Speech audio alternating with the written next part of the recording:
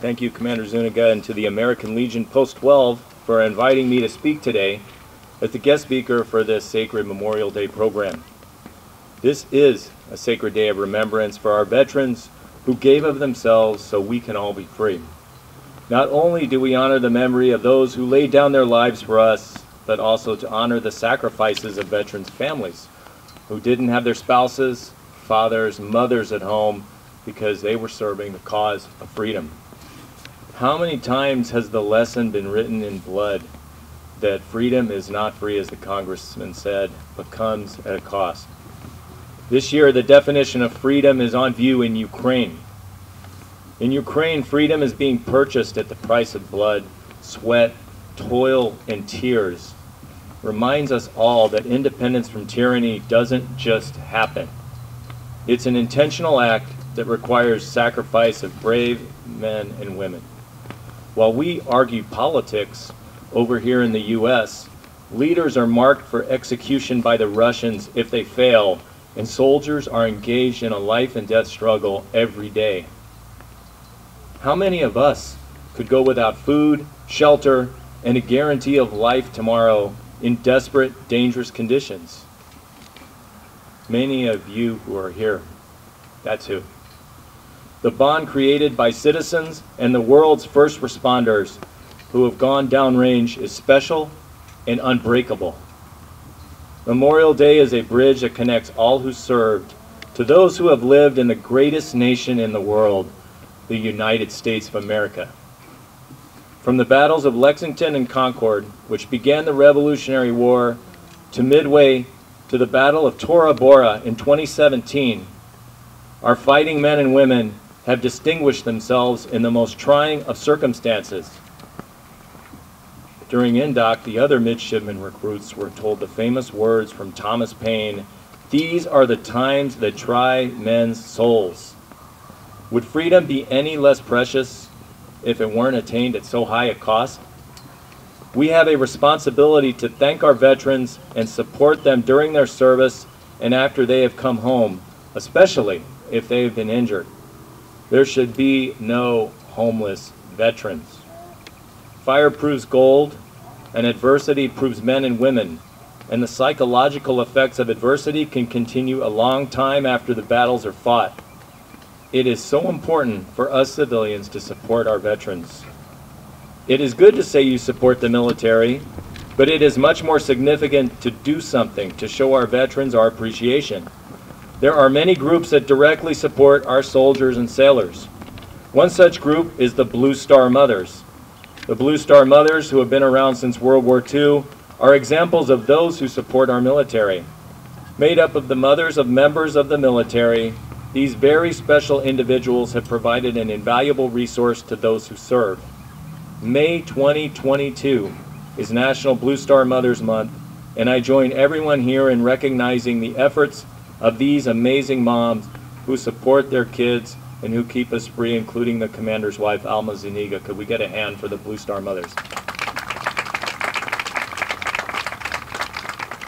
Two local groups who support veterans are the Central Valley Veterans Organization and the Central Valley Community Foundation, which is better known as the Honor Flight.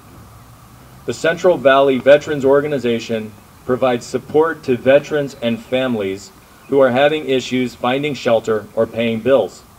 The Central Valley Honor Flight has been providing veterans and a companion with flights to Washington, D.C., where they can catch up with friends and fellow veterans, visit memorials, and drink in the atmosphere of the seat of the national government they played a part in perpetuating. It was great to see the Honor Flight return a couple of weeks ago from Washington, D.C. after a 2-year interruption due to COVID. I urge each and every one of you to do what you can to support our veterans and active duty military members by supporting organizations of your choice. Our local Selma Medal of Honor winner, William Shockley, lies not too far from here. A hero who fought like a lion in battle to save others. Yes, he gave his life, but we all have that debt to pay our Creator. At a young age, Shockley responded to the call of duty and did what few of us can imagine. He sacrificed his life on the battlefield to save his brothers in arms in the service of his country. Many of you here today have willingly put your lives on the line to also save your brothers and sisters in arms, and I salute you for your bravery and sacrifice. Memorial Day is for you and your family, and I hope everyone here will continue to give back to our fine veteran organizations.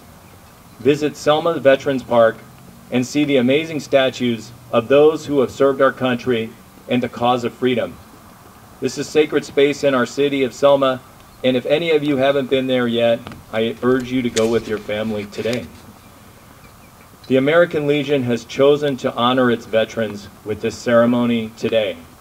We citizens of Selma should repay the favor by respecting their input on where veterans' banners should be placed. Selma's Post 12 expressed loudly and clearly their preference that veterans' banners should hang at Veterans Park, where they can be duly appreciated and viewed.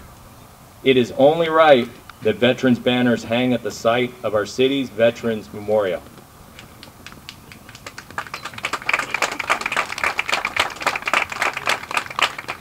I salute our single veterans organization in Selma, the American Legion, and Commander Alicio Zuniga, who has been instrumental in developing, designing, and making happen Selma's Veterans Park, along with former Public Works Director Shane Farrell and Director of Parks Mike Kirshner, who will be retiring in August. Veterans Park distinguishes Selma as a city who honors its veterans, not just with words, but with sacred space as well. But we need to keep moving forward with the development of our Veterans Park to complete the entire vision of flagpoles commemorating each branch of service in the square, along with a reader board at McCall and Rose donated by Post 12.